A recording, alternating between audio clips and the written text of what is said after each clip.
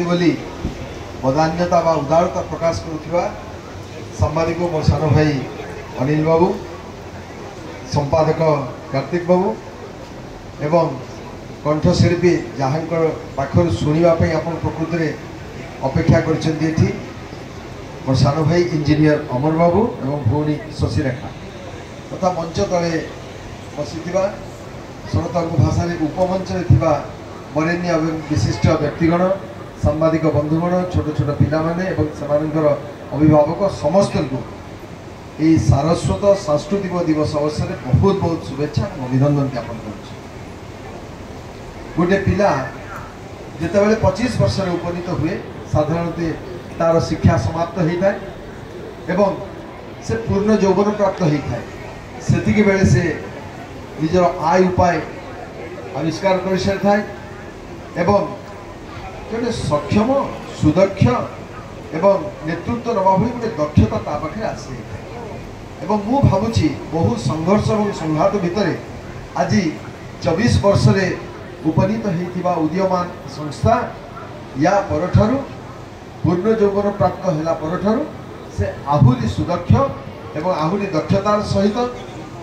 ओडिशार संस्कृति ओडिशार साहित्य ओडिशार सेवा सबु क्षेत्र में निजर पदचिह्न सुस्पष्ट करिबो एवं ए दिगरे सारा ओडिशा रे युव अनुष्ठान एवं अन्यान्य जो माने अछंती संस्कृति प्रेमी साहित्य समस्त नेतृत्व नेब एभली आशा एवं भरोसा मोर अछि। वर्तमान हम पाखे समय कम अच्छी वक्ता अनेक अच्छा और आगू सांस्कृतिक कार्यक्रम अच्छी मत सान भाई अनिल मत गोटे अनुरोध करते जे आपण ये अंगदान कथा कहे शरीर दान कथा कहे प्रकृत में ये जो समय एवं जो एकत्रित होती ये गोटे भाराक्रांत कला भाया कथाटी किंतु साहित्य और संस्कृति ठारू प्रथम हूँ जीवन जीवन थिले साहित्य जीवन थिले संस्कृति जीवन थिले आउ किछि कथा तेणु अंगदान कथा और शरीरदान कथा ए क्षेत्र में आवश्यक अच्छी बोली अनिल सहित एकमत है। बहुत दधीची कथा शरद बाबू उदाहरण दौले तो एमती 5 मिनिट 10 मिनिट भाषण बहुत कम लगे आध्यात्मिक वक्तृता जो मैंने गोटे लंबा समय दरकार अध घंटे घंटे 2 घंटा एमती पूर्ण भाव में कहीपर संक्षिप्त संक्षिप्त आम जो बेसी भाषण दे पार आपको जिते संक्षिप्त कले आम खुशी जे जहाँ 5 मिनिट सरीजे दीर्घ समय दरकार सी सूचना दौले आपको दधीची महर्षि दधीची कथा महर्षि दधीची ये आमर अग्रगण्य एवं आमर अग्रपूज्य एवं आराध्य जेहेतु महर्षि दधीची जिते बड़े रुद्रासुर नामक जड़े राक्षस तार दौरात्म मनीष एवं देवता मैंने अतिष्ठ हेले से ब्रह्मा को जाई अनुरोध कले जे रुद्रासुर कबल रक्षा करने से कहले सी मोर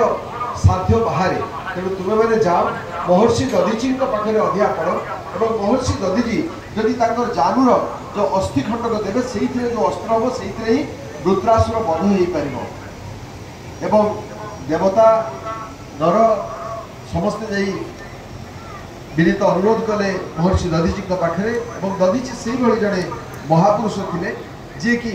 अकातरे सी दान देदेले एवं सी मृत्यु को आवरी नहीं से कहले मो जानू देश जो अस्थि संग्रह करने संग्रह करी से अस्त्र तैयारी कर एवं मानव समाज को रक्षा करने रुद्रासुर बध हो तापर से अस्थि रुद्रासुर बध होता से जो मैंने सारा भारत में जो मैंने अंगदान कार्यक्रम सहित संपृक्त शरीरदान सहित संपृक्त समस्ते महर्षि दधीची पूजा करते